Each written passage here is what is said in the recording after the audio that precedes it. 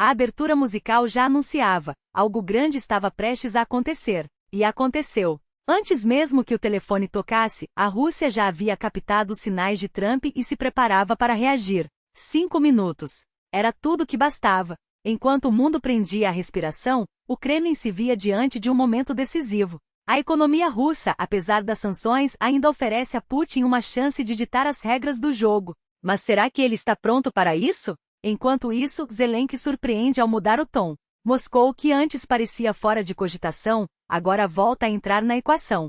Mas o que a Rússia tem a ver com os talentos desperdiçados e os casamentos desfeitos em outros cantos do mundo? Nada. E, no entanto, aqui estamos, diante de um tabuleiro geopolítico que não para de se mover. Você está preparado para entender o que realmente importa hoje? Porque é isso que eu trago, os fatos, as análises e as perguntas que ninguém mais está fazendo. E claro, conto com você para espalhar essa conversa, comentar e responder aos meus questionamentos. Vamos lá? A diplomacia russa não perdeu tempo. Assim que Trump mencionou a necessidade de um acordo para encerrar a guerra na Ucrânia, Moscou já tinha sua resposta pronta. Dmitry Polsky, representante adjunto da Rússia na ONU, foi enfático. Não se trata apenas de parar os combates. O verdadeiro desafio é eliminar as raízes do conflito ucraniano. E pelo visto, o Kremlin está tão ansioso por esse diálogo que seus funcionários já analisavam as palavras de Trump antes mesmo que ele pensasse em ligar. A expectativa era tanta que qualquer sinal era motivo para saltar da cadeira, mesmo que viesse de um porta-voz cuja única lembrança é um vídeo antigo e esquecido. Mas a ligação que todos esperavam não veio de Trump. Quem telefonou foi o presidente do Gabão, um detalhe que por si só já diz muito. Enquanto isso, a chamada Guerra de 3 Dias parece ter se transformado em um pesadelo sem fim. No Kremlin, a esperança é clara: conquistar mais territórios e forçar a Ucrânia a aceitar um acordo de paz ainda este ano. Alguns setores do governo russo vão além e defendem que Kiev permaneça neutra, fora da OTAN, desmilitarizada e, claro, reconhecendo as áreas já ocupadas. Trump, por sua vez, sinaliza pressa. Ele ameaça impor novas sanções à Rússia se Putin não aceitar negociar imediatamente.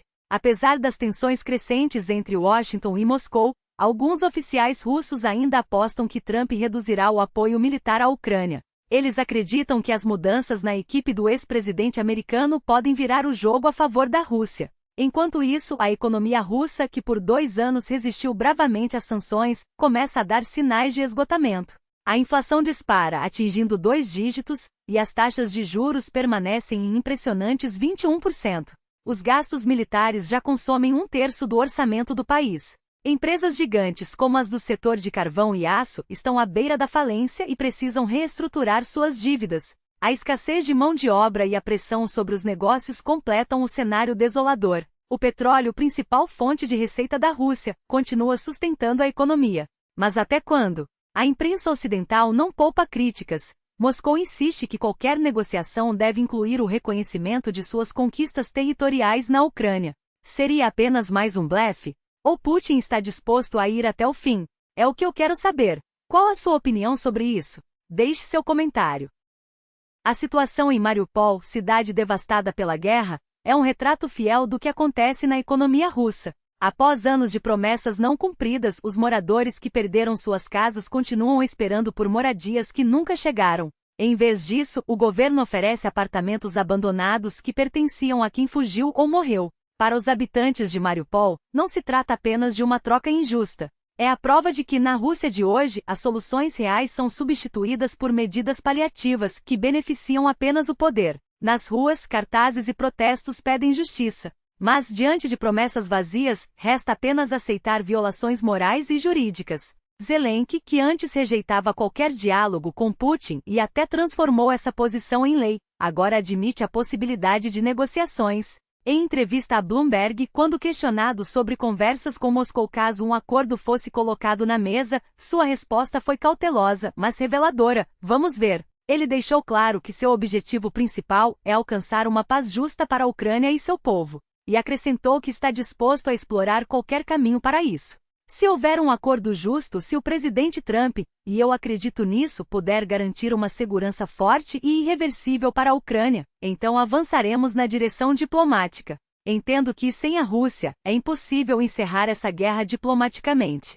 Essas palavras marcam uma mudança significativa no discurso de Zelensky. Enquanto isso, no Uzbequistão, um escândalo internacional coloca em xeque a integridade das forças de segurança. 2 policiais do batalhão de patrulha foram flagrados extorquindo um turista sul-coreano. Segundo relatos, eles exigiram 50 mil suns, cerca de $4, para não criar problemas. O caso veio à tona graças a um vídeo publicado pelo próprio turista, Park Cheol-hye, em seu canal no YouTube, ainda em setembro de 2024. Nas imagens, os agentes indicam uma lixeira velha atrás de um muro como local para deixar o dinheiro. Park, em seus comentários, não poupou palavras, acusou diretamente a corrupção local. 4 meses depois, o vídeo viralizou, gerando indignação nas redes sociais. Este não é o primeiro caso do tipo, mas a repercussão mostra que a impunidade ainda é um problema sério. Resta saber se medidas concretas como a abertura de um inquérito criminal serão tomadas. E o comportamento antiético de agentes das forças de segurança em Samarcanda não passou despercebido. O caso, ocorrido em 2022, voltou à tona com força total, e especialistas não hesitam em apontar. O escândalo envolvendo a extorsão de um turista sul-coreano mancha a imagem do Uzbequistão como um destino seguro e acolhedor para viajantes. A confiança dos visitantes está em jogo, e cada episódio como esse reforça a percepção de que a corrupção ainda é uma sombra que paira sobre o país. Enquanto isso, do outro lado do continente, a Tailândia dá um passo histórico que redefine os rumos da região. O país, tão querido pelos russos, rompeu com tradições ao se tornar o primeiro da Ásia a legalizar o casamento entre pessoas do mesmo sexo. O texto da lei foi publicado no Diário Real Tailandês, e as novas regras entraram em vigor em 23 de janeiro de 2024. As alterações no Código Civil substituíram termos como homem e mulher por pessoa 1 e pessoa 2, garantindo direitos iguais a todos os casais, independentemente de gênero. Para celebrar, um banco tailandês promoveu uma cerimônia simbólica, unindo 150 casais em matrimônio, um marco que ecoa além das fronteiras. Mas a pergunta que não quer calar é: como essas mudanças serão recebidas na Rússia, onde o discurso de defesa dos valores tradicionais é tão enfatizado pelo governo? Será que Moscou, em algum momento, consideraria intervir militarmente para proteger seus cidadãos em países como a Tailândia, sob o pretexto de preservar esses valores? A resposta pode revelar muito sobre os limites da política externa russa e sobre o futuro das relações entre nações com visões tão distintas. O debate está aberto. Deixe sua opinião nos comentários. Até onde a Rússia estaria disposta a ir para impor sua visão de mundo? Até a próxima!